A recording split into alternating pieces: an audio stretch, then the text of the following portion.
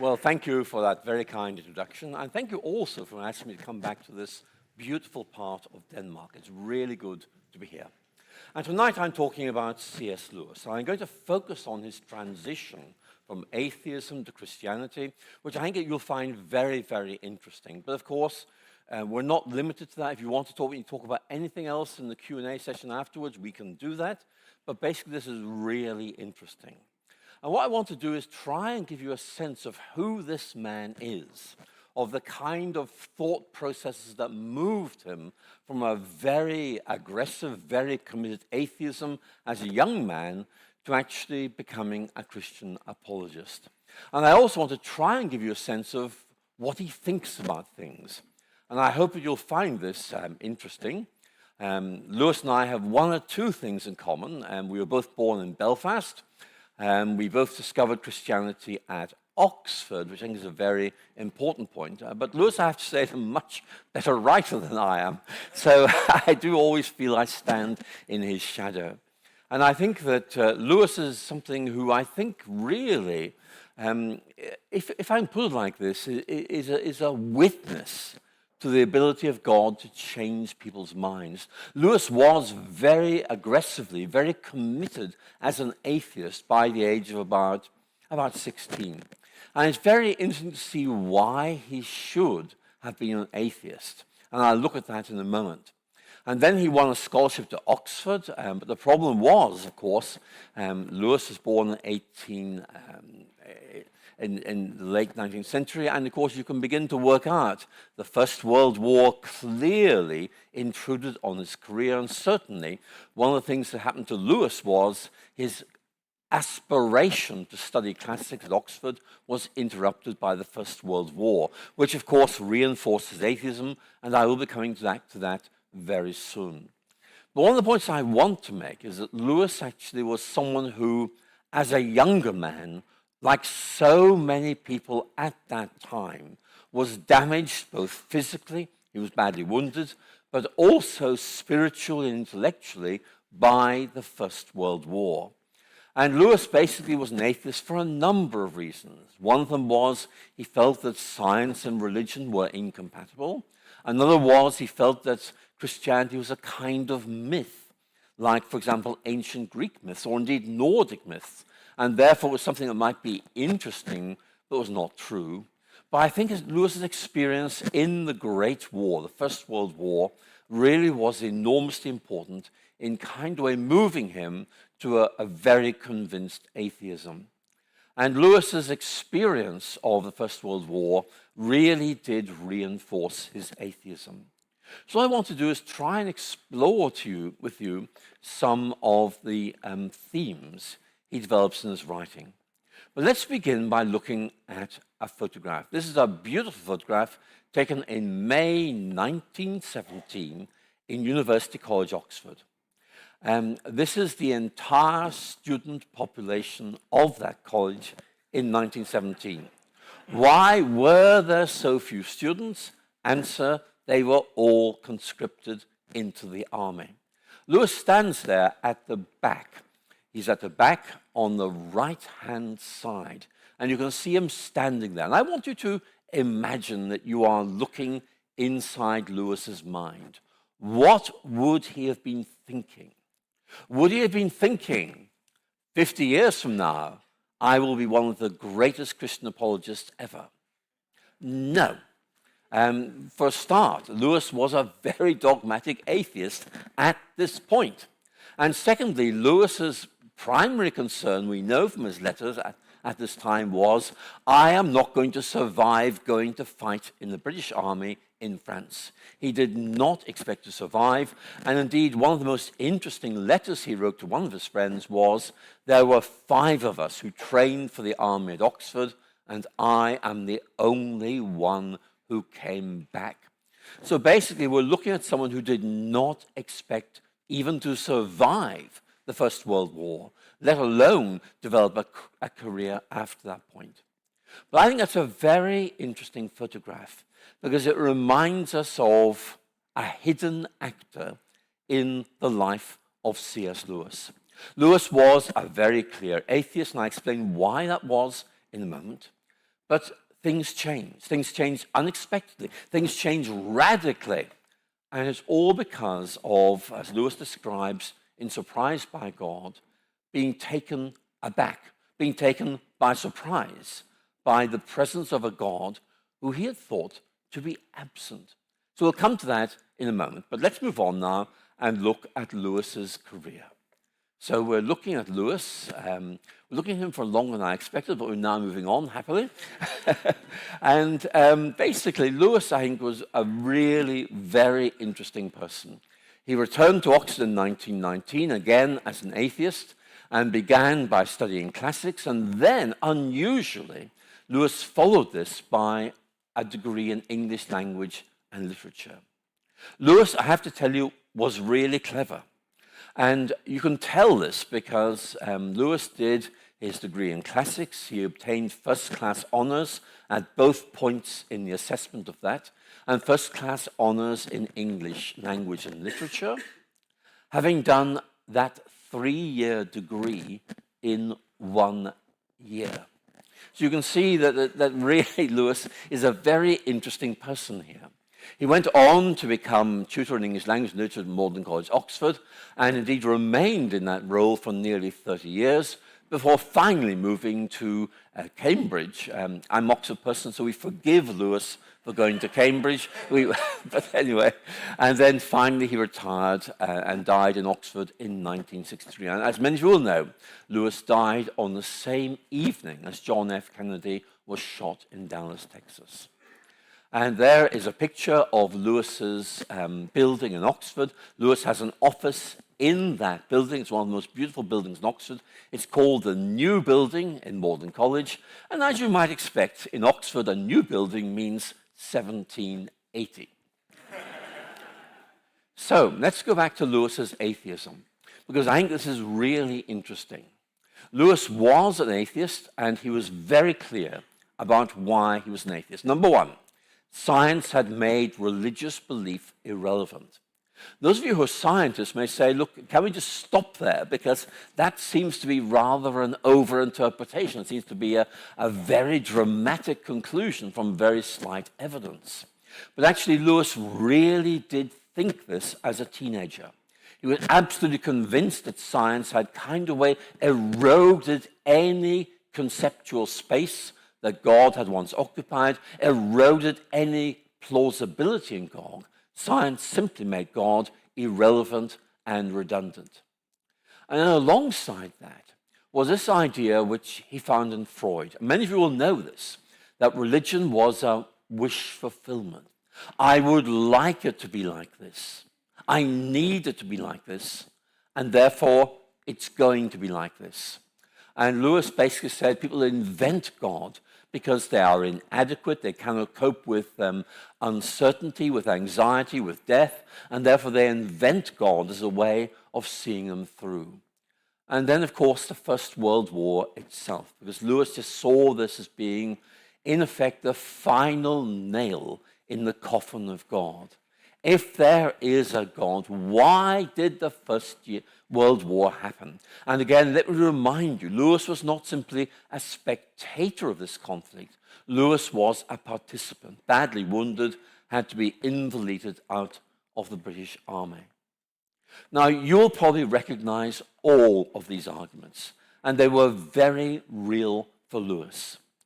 But as time went on, he began to realize that perhaps these were not quite as strong, not perhaps quite as convincing as he had once thought.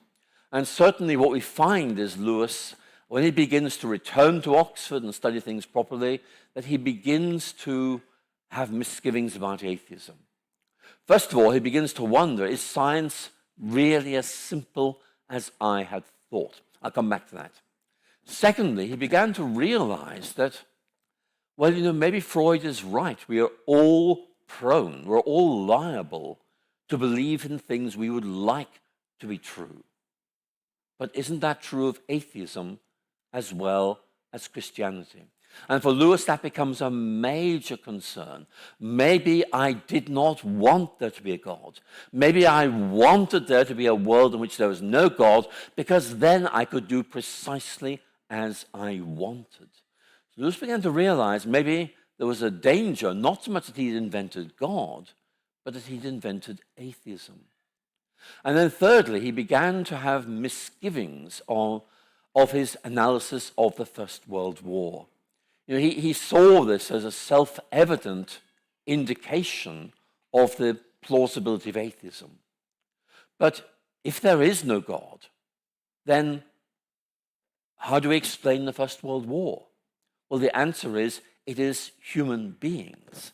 It is human beings fighting each other. It is human beings bringing about mass destruction and dereliction on a scale never seen before. And Lewis began to realize that if he was to be an intelligent and consistent atheist, then in effect, the critique he directed against God had to be directed against human beings. Let's look at some of these concerns that Lewis had.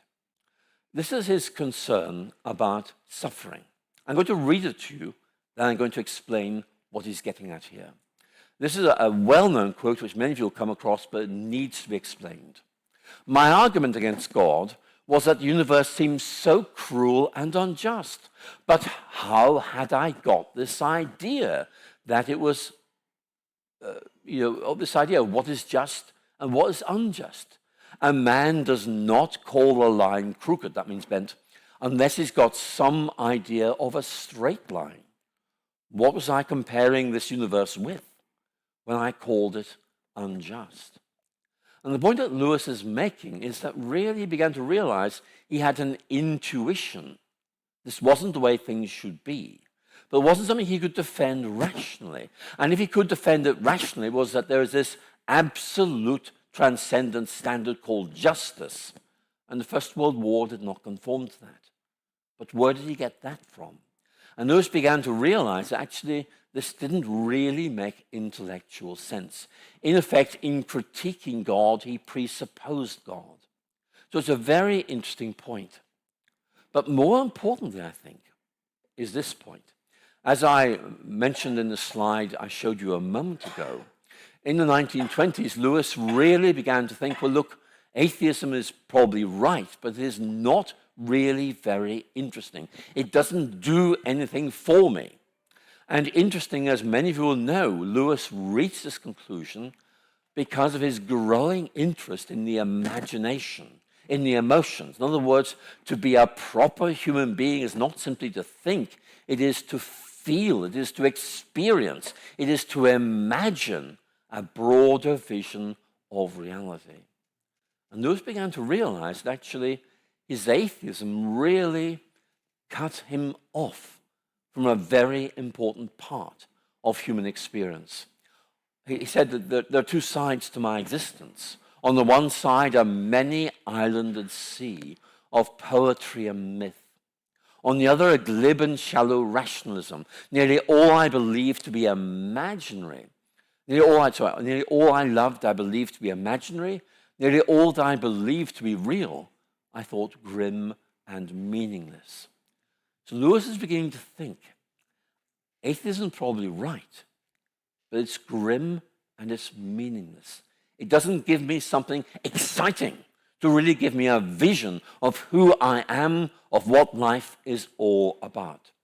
So it didn't really move him towards Christianity, but it just made him feel this isn't a good place to be. I need to find something better. So Lewis, as I'm sure you will know, moved away from atheism. And you'll find his description of how that happened in Surprised by Joy. And Lewis makes it absolutely clear, I did not want to be a Christian. But in effect, the evidence, all the weight of the arguments I was considering pointed me in that direction. And interestingly, Lewis very often points to the people, or the kind of people, who helped him to realize this. And many of those writers are not modern-day apologists. They are, in effect, people like Dante. They're people like George Herbert, an English poet of the 17th century. And Lewis says, look, these people, they were Christians, but they seem to have a much richer vision of life than I did. And we see here something really begin to challenge Lewis. And that is, it's not enough really to have this sense of rationality. There are good reasons for thinking this. It's about, if this is true, is this a life worth living? It's, if this is true, does it give me a vision of what life is all about, who I am, and the difference I can make? And Lewis found himself puzzled, because the writers seemed to do this best were Christians. And Lewis felt Christianity was wrong. And gradually, Lewis began to change his mind. Lewis himself tells us he really came to faith in 1929. In my biography, I suggest maybe a year later, but it's not important. What we see really is Lewis changing his mind. And this is very important, because the point I'm going to make is this. Lewis was an atheist who knew why he was an atheist. Then he converted to Christianity. And if you like, he was an atheist who knew what it was like to be an atheist, what it felt like, the kind of arguments you find convincing. Then he moves and becomes a Christian. And in effect, he now knows the arguments that convinced him, and also what he now thought of the arguments that brought him to atheism in the first place. And if you read Lewis's writings very carefully, one of the things you will see is Lewis beginning to realize, maybe there is a place for me. Maybe there's a role that I can play as an atheist who became a Christian and knew why he did it. And so we see Lewis becoming an apologist in the late 1930s. Now, I think that's very important, because Lewis really took that role on because, A, he felt he could do it, but B, others told him he ought to do it. And if you want a single work which I think illustrates this point, look at The Problem of Pain. Published in 1940, Lewis was asked to write that work. And he was asked to write that work because the editor of a series for a British publisher thought, this guy Lewis knows how to write, and he used to be an atheist, is now a Christian, and could help us think this whole question of suffering through.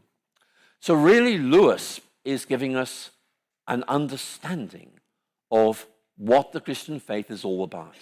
And what I'm going to do now is open up three major themes in Lewis's writings and explore them and try and give you a sense of what Lewis found so exciting about Christianity.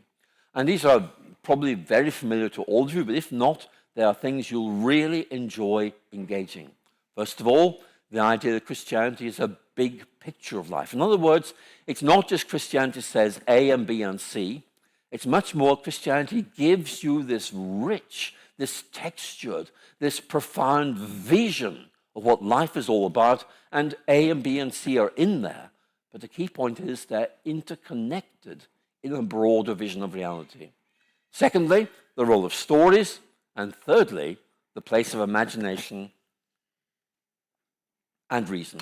Let's look at the first of these. Now, here I need to confess a personal interest. I was an atheist myself. Like Lewis, I grew up in Belfast. I was a very aggressive atheist and discovered Christianity at Oxford and began to ask my friends lots of difficult questions. And my friends found these troublesome. And eventually one of them said to me, oh, for goodness sake, why don't you read C.S. Lewis? Now, I have to tell you that actually at this stage I hadn't really heard very much about C.S. Lewis. I knew he'd written a book about wardrobes, but I wasn't quite sure what that was. I do not. Anyway, I went and bought this book by C.S. Lewis. It's called They Asked for a Paper. And Lewis really gave me this vision of what Christianity was all about. And I suddenly realized this is exciting. Not just right, it's exciting. And, I keep coming back to Lewis because that's still the way I feel to this day. And it's all due to Lewis. So let's look at this key theme. Christianity is not a set of individual beliefs. I mean, it is that, but it's much more than that. It's about something that emerges from weaving these threads together and seeing something bigger, something exciting, which results from that. And this is a quote from Austin Farrer. Now, many of you will know who Austin Farrer was, but if not, Farrer was an Oxford colleague of Lewis who knew him very well. He was the witness at C.S. Lewis's marriage to Joy Gresham. And Farrer was a philosopher of religion. He writes these words: Lewis makes us think we're listening to an argument, when in reality we're presented with a vision, and it's the vision that carries conviction. And Lewis, if you like, one of the reasons I think why he's been so successful as an apologist is he doesn't just say, here's an argument of Christianity. It's much more, here's what it's all about. Here's this vision, this way of seeing things. Would you like to step inside this and begin to get a sense of the difference that it makes, the way in which it makes sense of things, the way in which it gives you a sense of who you are and why you matter? And Farrer really identified this major theme as being integral to who Lewis was. But this is the signature quotation, which many of you will know. This is from the conclusion of Lewis's lecture at Oxford called, Is Theology Poetry? If you want to know the answer to that question, it all depends what you mean by theology. It all depends what you mean by poetry. But this is the conclusion, and it is, I think, a standout quote. I believe in Christianity as I believe the sun has risen, not only because I see it, but because by it I see everything else. So let's do a little mental experiment. I want you to imagine you are standing on a hilltop or a mountaintop, and it's dark.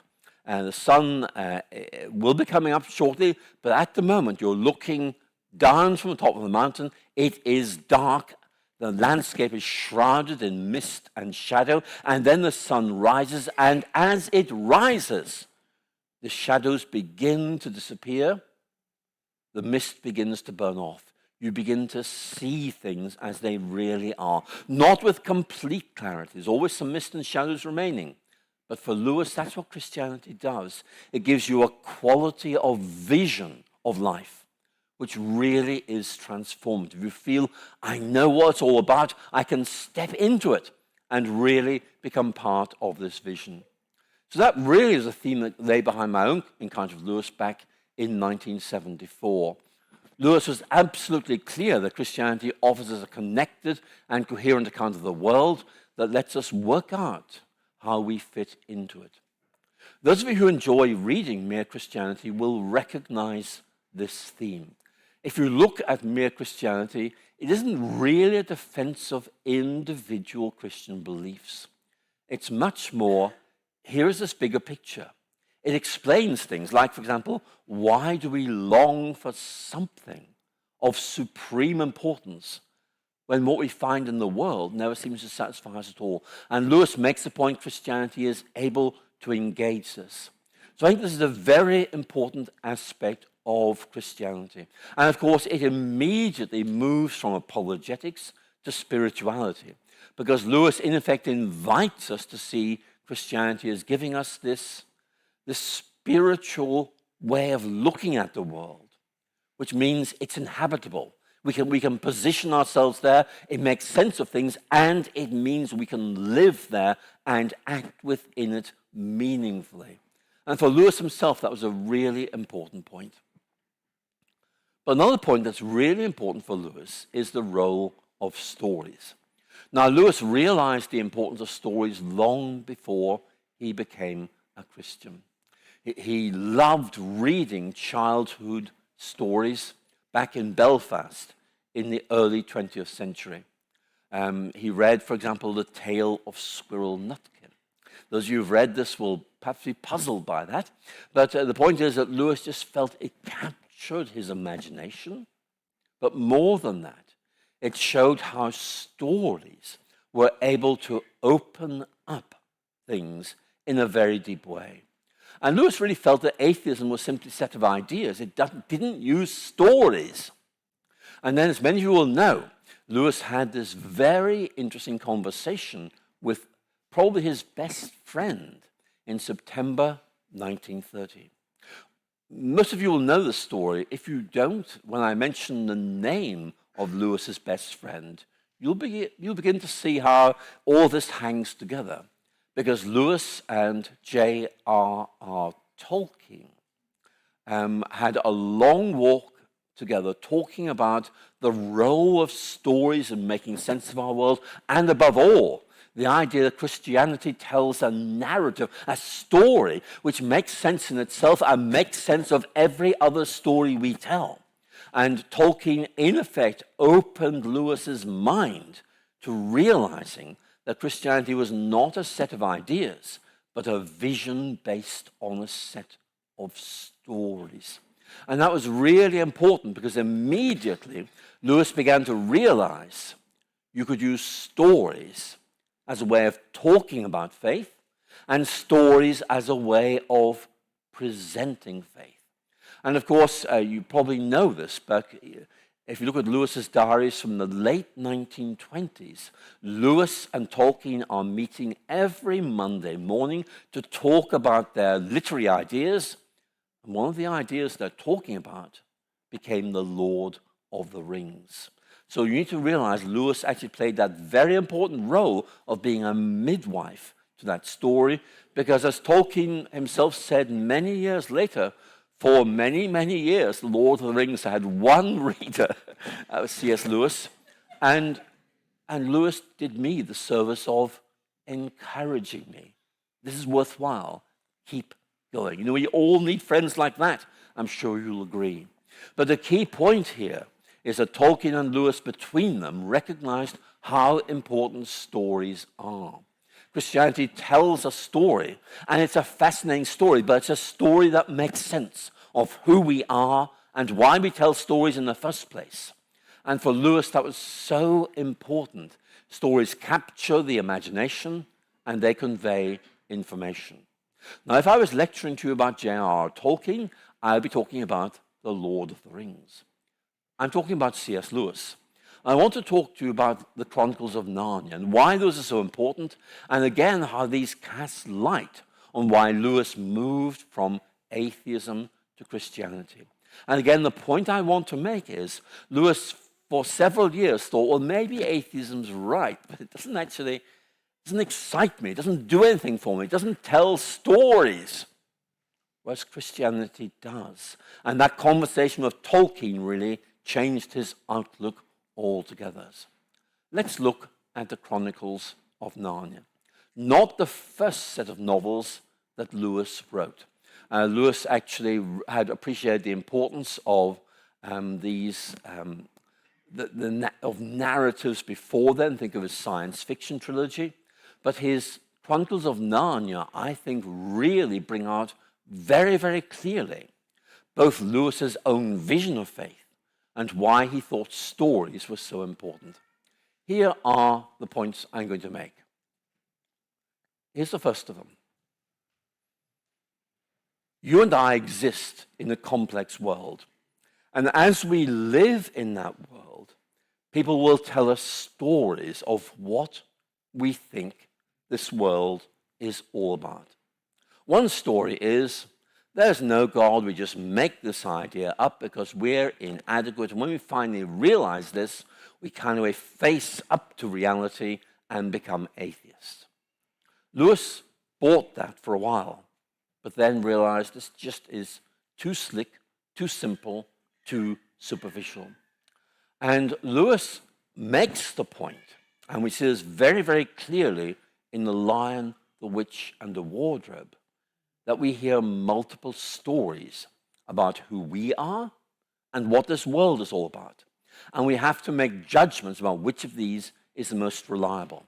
And if you've read The Lion, the Witch, and the Wardrobe, you'll know this. There's a very, very interesting section in that novel where the children say, well, we've heard these different stories. I mean, maybe Lucy's mad. Maybe, they go through all kinds of possibilities. And the professor who owns the old house in the country, who may just be a literary reincarnation of Lewis himself, kind of gets them to think through how they would judge between competing stories. And that's what we're faced with. We are faced with multiple stories. One of those would be, look, we're the random outcome of a random process. We are meaningless. Another would be, we are the beloved children of a God who sent Christ to die for us. These are rather different, and they have quite different impacts on our understanding of who we are and why we matter. And Lewis's point is we have to face up to this fact. There are multiple stories. We need to be able to explain why one of those we think is right. So again, we think of a lion which is in the wardrobe, and they have to ask which of these stories offers the best account of the world. Those of you who are scientists will immediately say, this sounds very much like inference to the best explanation in science, and it is. Lewis knew about that, but is using his own vocabulary to find a way of working out which is the best story. Now, I'll come back to that later, but I want to move on and look at this point, because I think this is probably one of the most interesting points. Lewis, as an atheist, thought, well, there's no God, no point to life, got to live it, let's do it, so what? Any of you who read his later works will know that is not what Lewis felt as a Christian. You know, he really had this deep sense of who he was, this deep sense of purpose, this deep sense of belonging, of mattering. And of course, this all arises from the Christian narrative. And Lewis's point really is that our own personal narratives, which are unique to each of us and which really matter to each of us, are given a new sense of identity and significance when we become part of something bigger. In other words, we step into a bigger story and we can see we can play a role here, we can play a part here, we can move this bigger story on, and our own personal stories begin to develop significance and meaning because of what we're able to do. And so Lewis really is inviting us to think of faith as allowing ourselves to enter into this bigger story. Obviously, more needs to be said, but that is quite a helpful way of thinking. So again, you can see Lewis here really focusing on something very significant. He and Tolkien talked about this a lot, and Tolkien actually developed quite a sophisticated theology about why we tell stories. We are made in God's image, Genesis 1:27. And that means that we tell stories, we express this distinct identity. And in many ways, these stories echo the greater story of God. Lewis reflects that, but doesn't really make as much of a theological foundations as Tolkien did. But another point that Lewis makes, which I think is really helpful if you're a preacher, is this. Stories are very good at illustrating and helping people to understand theological concepts. Why is this important? In an essay called Christian Apologetics, written I think in 1945, Lewis makes the point there's a real danger that we kind of way present Christianity in terms of abstract concepts. And Lewis makes the point again and again and again, we have to explain, we have to apply these, we have to tell stories which bring these ideas to life. So let's look at the Voyage of the Dawn Treader, one of Lewis's most interesting stories because there's no obvious antagonist in the story. It's really about a group of people growing in self-understanding because of quite a dangerous and perilous voyage. But in this story, Eustace Scrubb. Now, to an English native speaker, Eustace Scrubb sounds awful. It just sounds bad, and so immediately you think this guy is not very nice. And as you read about Eustace Scrubb, I'm afraid your impression is confirmed. Actually, Lewis does not like him at all. But what Lewis wants to do is to try and help us to think about the nature of sin.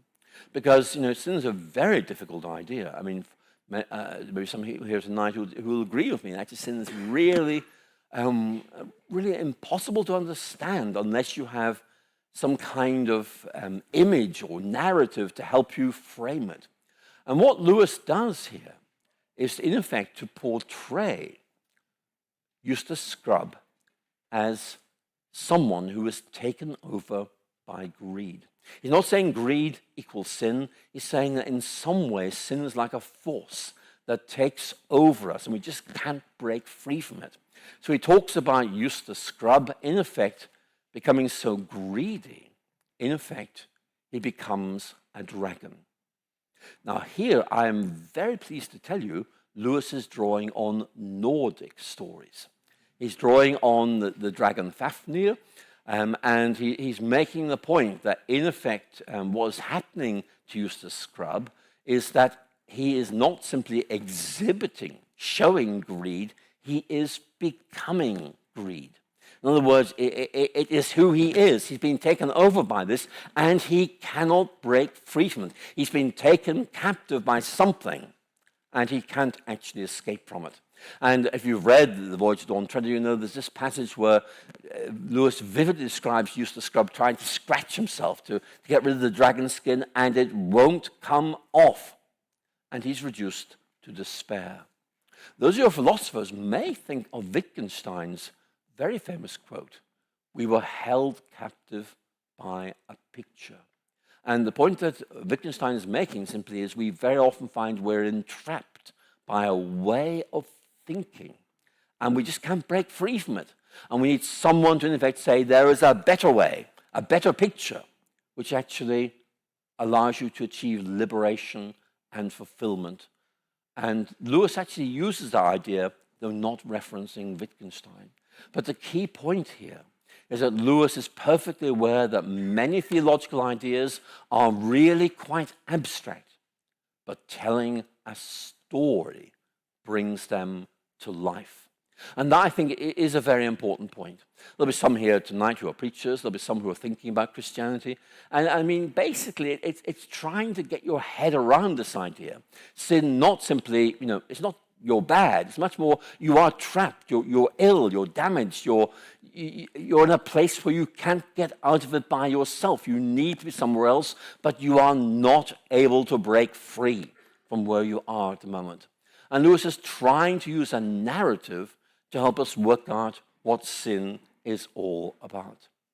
So here, I think Lewis is really bringing out this idea that stories can be very helpful in developing our understanding of theological ideas. But there's another point I want to make, and it's this. I mentioned earlier that our culture tells stories. And these are very often quite complex stories. Very often, it's not a single story. The American sociologist Christian Smith makes the point that actually that there are so many stories about human nature, human identity in modern Western culture, it's really quite difficult to know which one we trust. And he makes the point that actually very often each of these stories reflects some deep anxiety about who we are. I think it's a very fair point. But the key point that Lewis is making is this. If people feel the need for a story which helps them to make sense of who they are and why they matter, then it's really important that Christianity shows it has a better story. I think that is a point that many writers have followed through on. Lewis makes this point in a sermon of 1941, and the point he's trying to make really is that so many popular presentations of Christianity are rationalist. Here are some very good arguments for believing Christianity is right. Now, neither Lewis nor I have any problem with that, but there's another way of doing it. There's a better way of doing it. And Lewis basically is arguing that we need to be able to tell a better story. To, in fact, be able to say, here is a story which seems to make more sense of who we are, which offers us a vision of our future, and which gives us, in effect, a conceptual space within which we can discover meaning and significance and purpose. And again, I think that is a really very important point. But let me go on now, because I want to look at an aspect of Lewis which I think is important, and that is the relationship between imagination and reason. Now again, when I was talking about Lewis shifting from atheism to Christianity. One of the points I made is that really Lewis felt that atheism was really quite rationalist. It was dependent on reasons. It didn't seem to engage his imagination or his emotions. In other words, if I can put it like this, it was highly selective in the aspects of his life that he actually considered to be really important. And one of the reasons that Lewis really made this massive change from atheism to Christianity was his realization that Christianity was able to engage the rational issues, but also engage the imagination and feelings. I think that is something well worth talking about. And Lewis, I think, here exhibits something which I think is really worth thinking about. And it's this. Lewis sees himself as someone who is trying to help us to see what he has seen. This is a point that Lewis brings out very clearly in a controversy of the late 1920s called the personalist heresy. The details are not important, but the key point Lewis is making is this. For Lewis, we have two options. What is a writer trying to do? Option number one, which Lewis thinks is wrong, is this. The writer is saying, I'm telling you what's right, agree with me. Option number two, which is Lewis's view, is that the writer is someone who says, look what I have seen. Can you see that? Do you find the same attraction as I do? And again, if you read the Chronicles of Narnia with that principle in mind, it makes a much bigger sense. Now, this quote from Lewis works in English. It may not work in Danish. What Lewis says is that the writer is not a spectacle who says, look at me, but rather a set of spectacles, like this, who says, look through me, look through me. In other words, I think I can help you to see something you've missed up to this point. And certainly, again, when I began to read Lewis, that's what I found. Lewis was enabling me to see things in a new way, and it really helped me, really excited me. So this, I think, is something really important. Lewis is saying that his own role is that of someone who wants us to see things in a Christian way and realize the quality and depth of this vision of reality. Now, some of you are saying, well, look, doesn't he give us some arguments as well? Well, he does. But if you like, that's lower down the scale. Lewis's big idea, which he felt was absent from atheism, was the idea of a big picture, a way of envisioning the world, a way of thinking about ourselves, which suddenly helps us to realize we're important, we matter, we have purpose. We're special. And then Lewis provides the reasons for thinking this is right afterwards. But he wants us to understand what difference this makes. Now, I think is a very important point. If you're a preacher, you'll probably say something like this. When I'm preaching something, I'll say, here are 3 topics I want to engage. Number 1, why do I think this is right? Number 2, how do I express this? And number 3, what difference does it make? Lewis majors on that third question. If this idea is right, what difference does it make? And for Lewis, Christianity just transforms our vision of ourselves and the world. It's really a very significant theme in his writings. So this is from one of Lewis's later writings, An Experiment in Criticism, written when he went to Cambridge. As I hinted, those of us who remained at Oxford just feel a little bit sad about that, but actually he still lived in Oxford, even though he went to Cambridge. But I'm going to read this to you slowly, but I want you to try and get the idea of what he's saying, because if you think he's right, he may be wrong, okay, but if you think he's right, then A, it gives you a reason to read Lewis, but B, it gives you a reason to read just about everybody interesting, because you realize they may help you to see things in a new way or to think things through. Here he goes.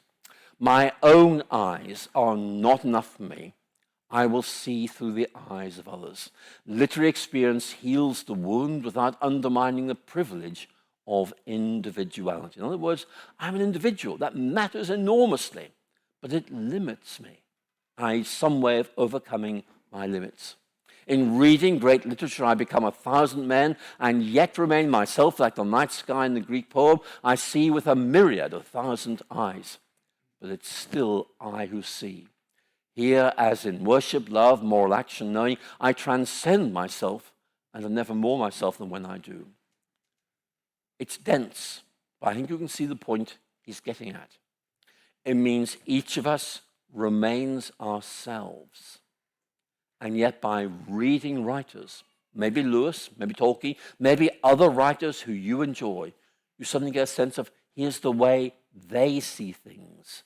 This helps me to see things as well. You probably know this, but Lewis did not visit Italy or Greece until the very late 1950s. He felt he didn't need to, because by reading classical Greek and Roman writers, he felt they had helped him to see these things. So it's very, very interesting. But the key point here is, my guess is you have writers who help you in various ways. Maybe they're spiritual writers, maybe they're political writers, whatever.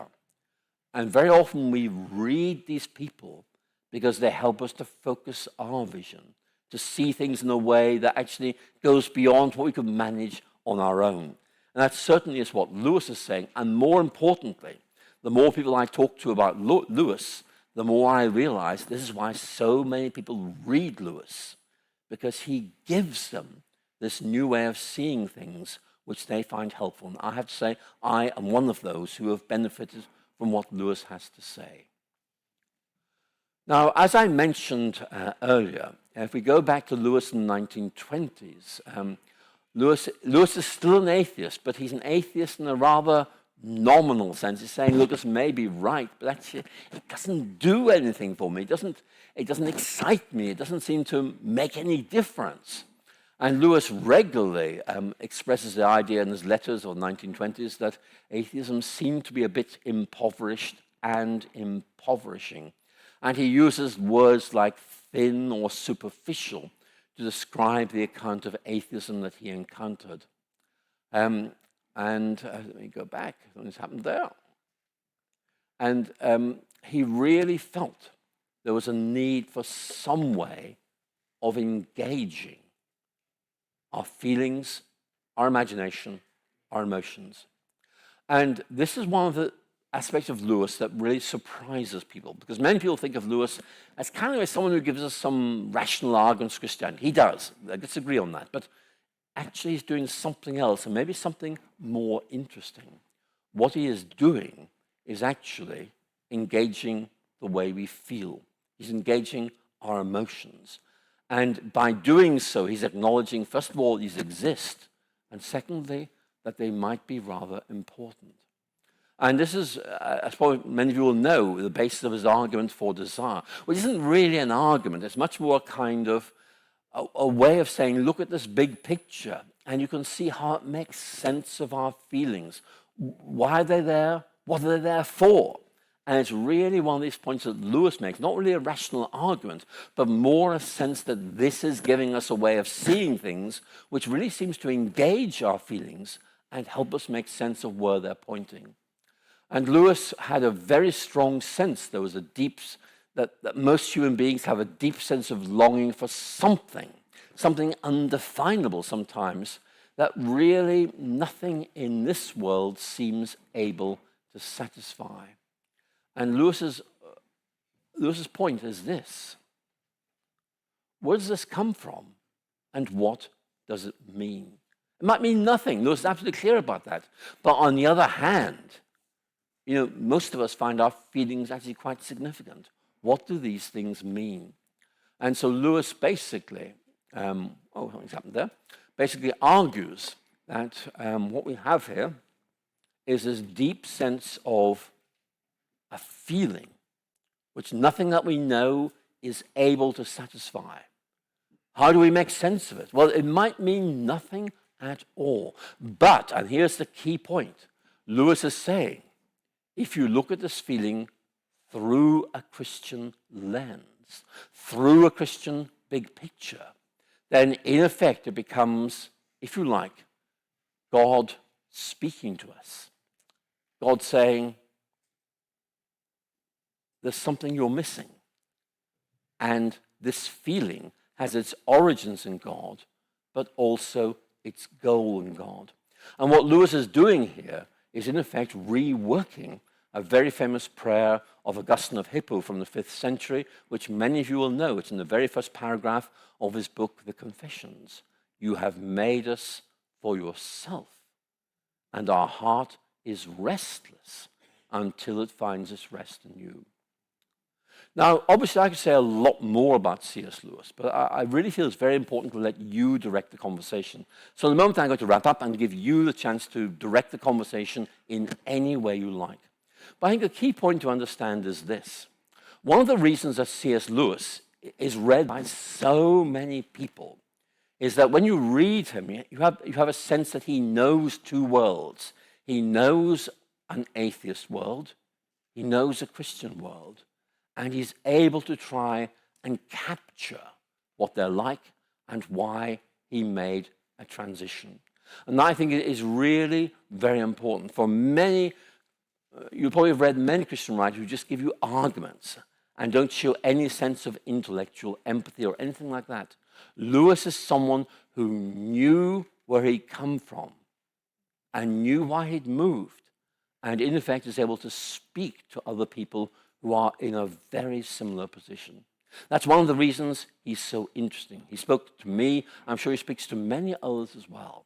But listen, it's time for me to wrap up, and we're now going to give you the floor. So I'm very, very happy to respond to any questions you would like to raise about what I've said or things you feel I ought to have talked about. And I'd be delighted to do that. So I'm going to let you direct the conversation for the remainder of this evening. So we have a question from online, Alister. How do we tell a better story when many modern-day atheists do hold to moral realism and objective meaning to life and so on? The thin atheism of the early Lewis was quite different from that. Well, thank you, online. I think this is a very good question. One of the best answers to this question is given by G.K. Chesterton rather than C.S. Lewis, but Lewis echoes this. So I'm going to give you the G.K. Chesterton version. What Chesterton says is, in fact, look, atheism is able to offer us moral values and various things like that. But there are 2 points that Chesterton feels need to be looked at very closely. Number one, what do these actually rest upon? And Chesterton's making the point that unless you have a transcendent foundation that is not of our making, then in fact we're simply looking at human inventions. And the minute you say, look, these have a transcendent ground, in other words, they are something that are independent of us, they are valid despite us, they are not our creations, they're something we've discovered, you're in effect moving in a Christian direction without really being open about that. That's the first point he makes. The second point that Chesterton makes is really interesting, and it's this. He says that in many ways what atheism is able to do is offer us a series of values, which very often are simply assertions of ideas rather than rigorously grounded in some vision of the way the world is. But what Chesterton argues is that actually Christianity offers you a coordinated framework within which these values are naturally held together. I think that is quite an important point. So overall, the point that Lewis makes, basing himself on Chesterton, but taking this in a slightly different direction, would be something like this. Nobody is saying that atheism does not have moral values. Let's be quite clear about that. The question is, on what do those moral values rest? Because if there's something that we've constructed, then they are likely to reflect peer groups, vested interests. They're likely to reflect the privileging narratives of certain social groups rather than other social groups. In other words, they are human inventions which very clearly betray their human origins. And Lewis's argument is that, in effect, what Christianity does is to give you a set of moral values which are not something we've created, but rather something that we've been entrusted with, and we're asked to kind of way explore these and live them out and actually make them come to life in our lives. Now, it's a very good question. These are longer answers than that, but I think you can see the basic line of thought I'm developing. Thank you very much, online.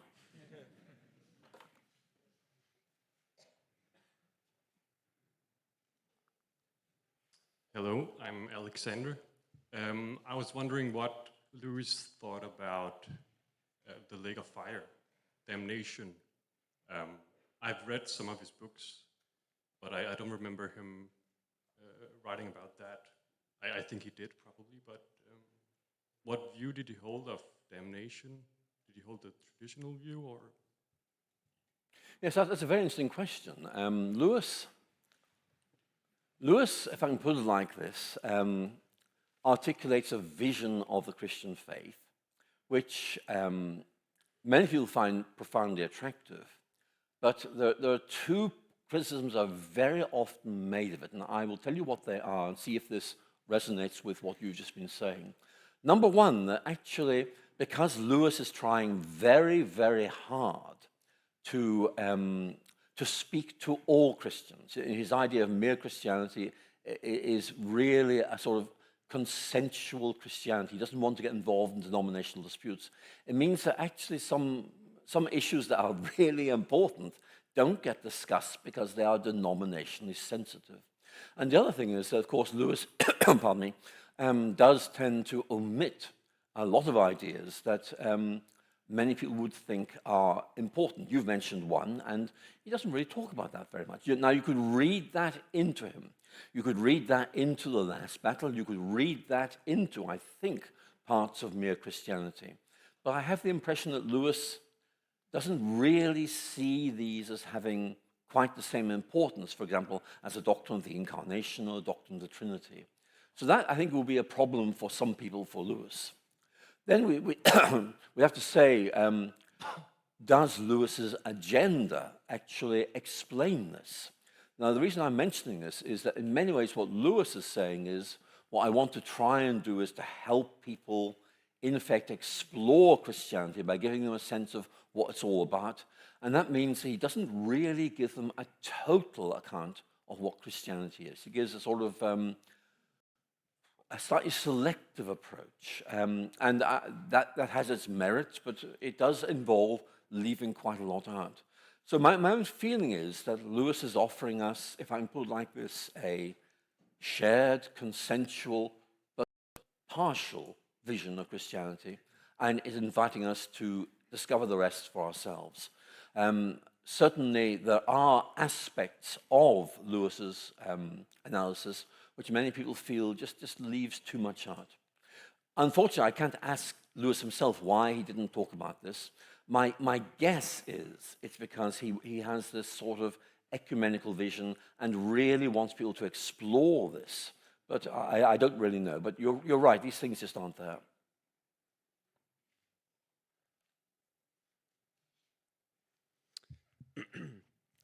Yes, so another question from online.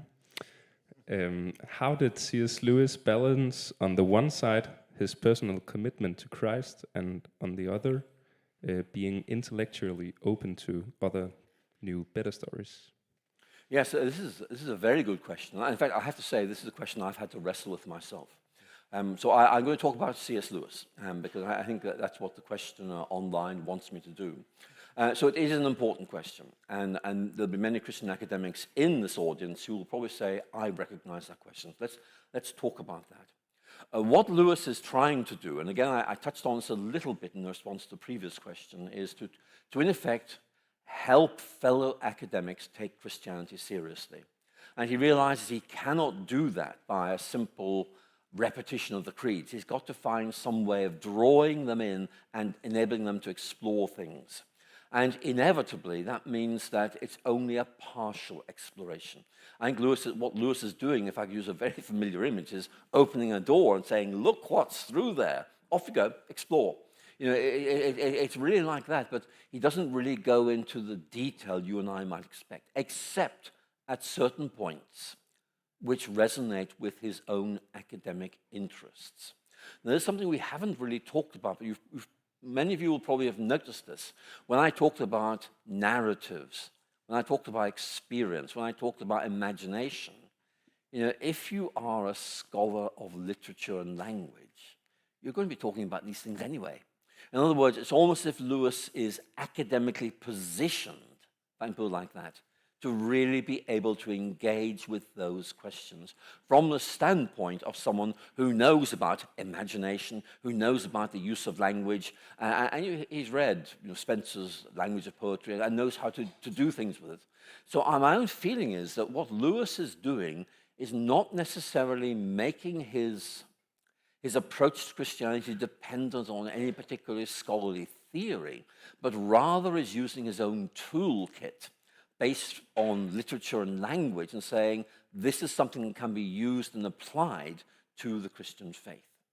But the question being posed is actually quite a good one, because there are points at which Lewis, as an academic, has to make judgments about this theory rather than that theory. And I think the online question is probably asking, how does Lewis actually do that? And I think it is an important question, because Lewis, as a professor at Cambridge in particular, was involved in a number of debates about what literature is all about, what we mean by the Renaissance, and all these debates were going on, and actually some of them are reflected in Lewis's novels.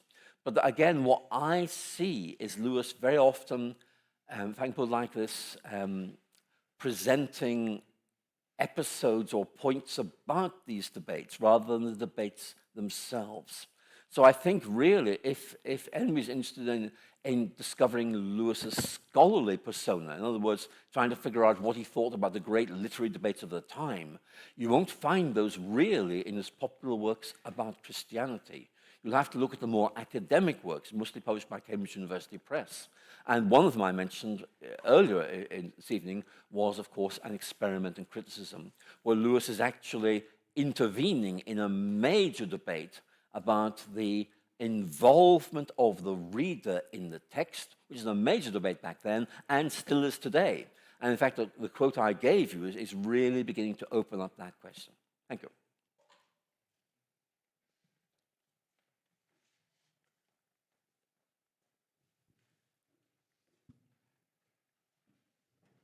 Thank you. Oh, it's loud.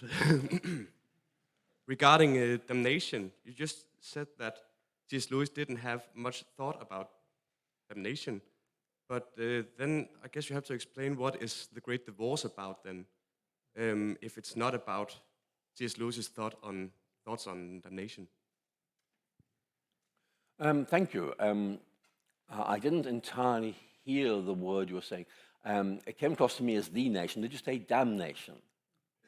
No, thank you very much. Yes, I mean, The Great Divorce is really quite interesting in that respect, because it's what Lewis is thought to be doing in that work is exploring what he presents to us is a medieval way of thinking about this question. And what he's doing is he's presenting this medieval way of thinking about this question and then using that as a framework for discussion of that. In other words, he's not necessarily saying, I think that's right. He's saying, let's just work this framework and see where it takes us. So there's always this slight degree of ambiguity. Is Lewis saying, I think this, or is Lewis saying, let's explore this and see where it takes us?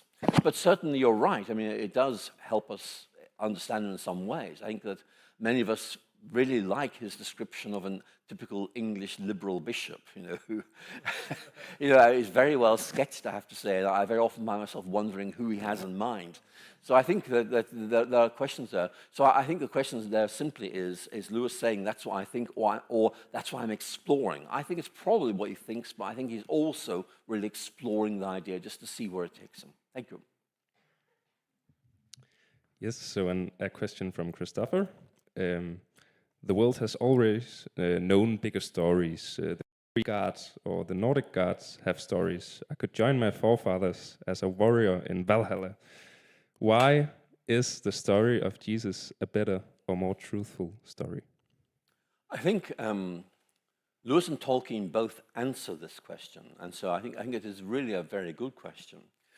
If you look at the great myths of Nordic mythology or indeed Anglo-Saxon mythology, they're very often about warriors, male warriors, who in effect triumph over their foes, and it's very violent.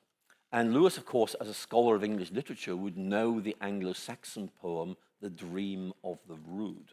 Now, I imagine none of you know this, but I'll just tell you what it is. It's a poem about the cross. And Christ is depicted as triumphant, not because he defeats the cross, but because he kind of way submits to it, and in doing so enables God's will to be done. And if you like, it's almost like a counter-narrative to the heroic narrative of Nordic and Anglo-Saxon mythology. So I think that that's going on there. But nevertheless, I mean, there are many points in both Tolkien and Lewis where you can see clear echoes of this idea of personal combat, noble combat. And it's really interesting because we know that Lewis and Tolkien talked about this quite a lot. And both of them fought in the First World War. And both of them expressed the alienating idea of someone killing you from, 6 kilometers away. They just fired a shell, blew you up. They never got to see you. You never got to see them. And so there's a sense in which, if you look at Tolkien and to some extent Lewis, particularly in Lion, the Witch, and the Wardrobe, and The Last Battle, there's a sense that battle is noble because you get to see the people you're fighting. So it's quite interesting.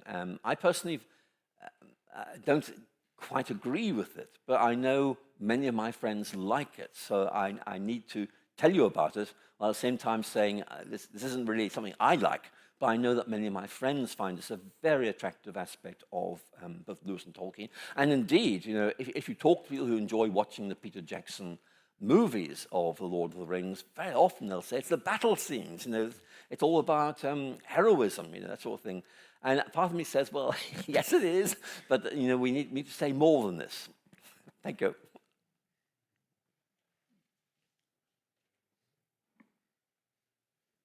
Well, first of all, thank you so much for your talk. It was really good.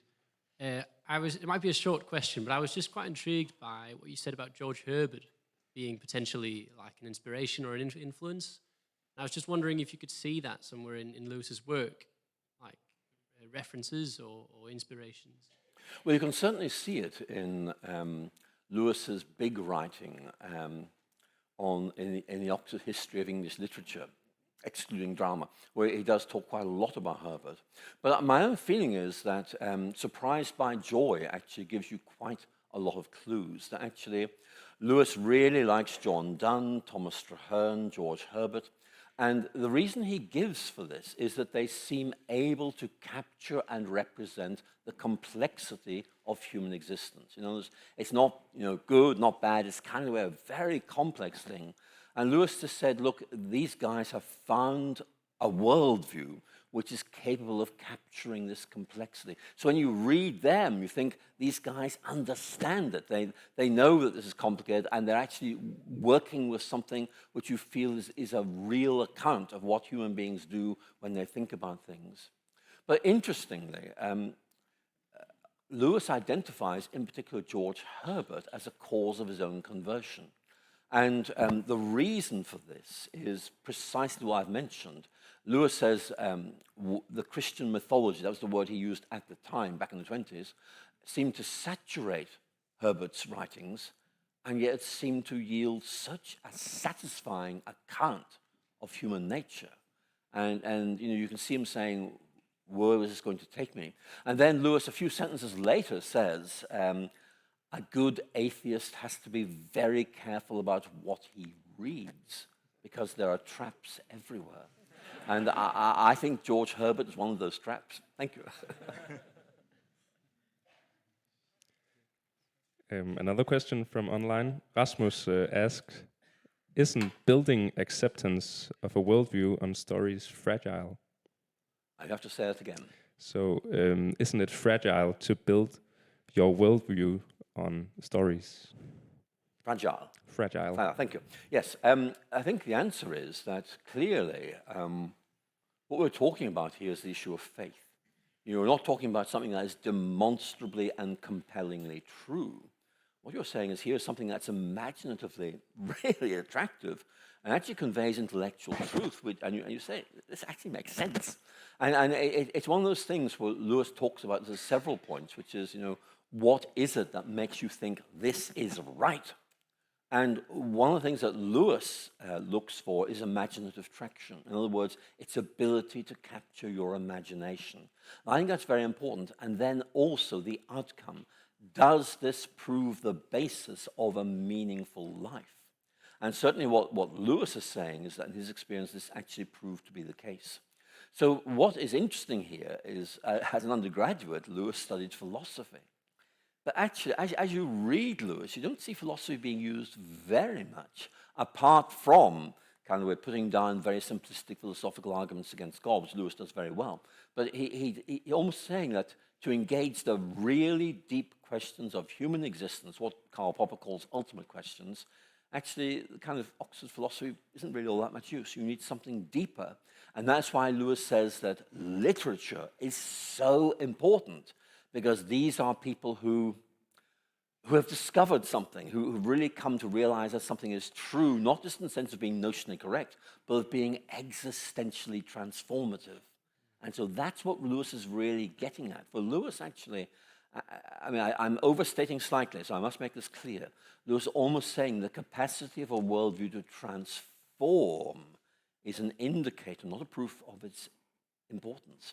So that's a very important idea. Lewis is saying it's not just true, it's real. I mean, lots of things you can think of that are true, like 2 and 2 make 4, so what? But if something is real, it really is able to transform life and ground it. And that's really one of the things that Lewis is getting at. Thank you. Hi. My question is, do you know whether Lewis believed in the stories from the Bible as true events or as stories, just like Narnia? Yeah, as stories, just trying to explain how great God is. I think that Lewis was very impressed by the role of biblical narratives. So, in other words, the use of the genre of narratives in Scripture was very important for him. He felt that that legitimated its use in his own writings. Now, your question is whether that really means that Lewis, in effect, took what we might call a realistic view towards those narratives. And Lewis, I think, on the whole, is saying that with the historical narratives, these are real things that happened. His key point, though, would be that they have to be interpreted if we're going to really see what their importance is. So what Lewis is really trying to tease out here is that it's not enough to tell a story, you have to be able to explain what it means. That's one point. And then Lewis does at several points talk about the New Testament parables, and particularly Christ's parables of the kingdom. And Lewis, at one point, I think, does reflect on whether the force of these parables depends upon their being historically true. In other words, was there really a son who went into a distant land and came back humiliated and ran to his father and asked for forgiveness? And I think Lewis's argument is that actually the story does not need to have a historical foundation to make its spiritual point, although I would say there almost certainly is a historical foundation to it. So Lewis, I think, is really bringing out the importance of narrative, but is actually not always committing himself to its absolute historicity. I'm not for one moment saying that Lewis denies its historicity. It's that when you read him, you have the impression it's the narrative itself that seems to be grabbing his attention. And if you look at his reflections on the Psalms, he does seem to be saying it's almost as if it's not so much the historical event, it's the way in which the psalmist uses historical events that is what's really important. So I'm afraid on this question I have to be a little bit equivocal, because I think Lewis himself is equivocal on that point. But it's a good question to ask. Thank you.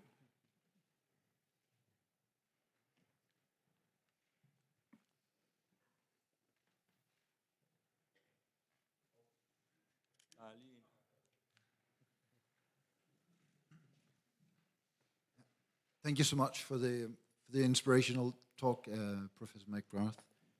Two questions, I think. First, you mentioned some of the arguments that make sense for Lewis to convert from atheism to Christianity, but for example, the problem of evil in an evil world with a good God. Could you just please unfold it just a bit from his point of view, experience in the First World War, and I think it's in our world where in Denmark we don't experience too much evil in that sense of a war, but we have the Ukrainian war and we have personal histories challenged with evil in our own lives. So could you, from his perspective, what are the good arguments for a good God in a world that seems to be evil? One second, a better narrative or what you just said, a more satisfying account of, for example, being a human.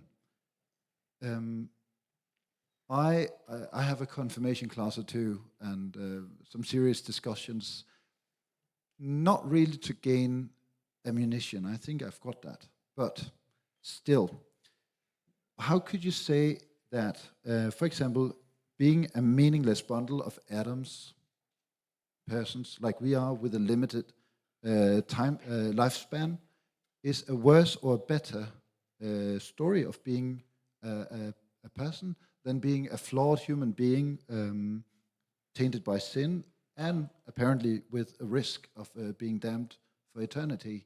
I mean, how's the one a better story than the other? Thank you. Well, I mean, these are two quite big questions, but I'm going to try and answer them because I think many of you will probably be very pleased if I do that because I think they're both good. On suffering, I mean, Lewis deals with this at a number of points, obviously in the problem of pain, although that I think offers us a very intellectualized approach to suffering, and of course in Grief Observed, which is very much a sort of personal, emotional reaction followed by theological reflection, elicited by the death of his wife. But he also actually talks about this in his letters around the time of the First World War. So I think the point that Lewis realized was something like this. I have this deep intuition that suffering, whether it is in a human life caused by illness or caused by warfare, is wrong. Is this just an intuition, my personal judgment, or does this rest on something objective?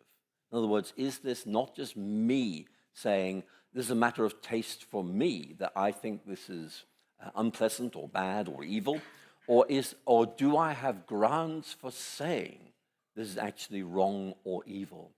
And Lewis's point, which he made in that quote I gave you from the 1920s, is really that in order to use the language of morality, this is wrong, you need a much stronger framework than atheism is able to give you. You may be able to say, I feel that this is wrong, or I feel that this is unjust. But the stronger statement is simply not true. You might think of Alex Rosenberg's book on Atheism and Illusions, which came out in 2011, which is a very interesting book because in effect, what he does there as an atheist is say, we will only take scientific perspectives on things. In other words, we will only make judgments that are grounded in the natural sciences. And of course, one of the first things he says we can talk about then is moral judgments. Suffering happens, yeah, that's right. But the moral framework just isn't there. We need a moral framework from somewhere. And Lewis's point really is that if we begin to bring that moral framework in, well, we have to account for where it comes from, and that immediately talks about there being something beyond our own referential scheme to be able to do that. So Lewis would say that in one sense, our feeling of outrage at suffering is actually quite significant because it's pointing to this deeper intuition that this is not the way things are meant to be. So that's the first point. The second point is that when you read The Problem of Pain, I mean, it's quite a good book, but you do have this terrible feeling that Lewis is intellectualizing the problem of pain and not really doing justice to its emotional impact, its existential impact. And a lot of people would say, it's a bit like solving a crossword puzzle. It's treated as almost being a purely intellectual riddle. And in recent years, there's been an added layer of criticism from people like J.K.A. Smith, who would say this represents a kind of, he calls it epistemic Pelagianism. In other words, the idea that human reason is able to uncover everything. And therefore, you know, we ought to be able to figure out what suffering actually is for. And what I find interesting about Lewis, and this doesn't really answer your question, but it does, I think, set in context, is this idea that recognizing that Christ suffers, in fact, makes it easier for us to bear this, but doesn't necessarily explain it. And that's a line of thought which needs a lot of unpacking, and I'm not going to have enough time to do it. But what I will say is that it's there in one form in the problem of pain, in a different form in grief observed. And the second form, I think, is more persuasive, but it's not compelling. It's, if you like, it's something you can very helpfully bring to thinking about this, but it's not something that's going to absolutely resolve it. Which brings us on to the idea of a better story, and what criterion is Lewis using to elucidate the idea of better.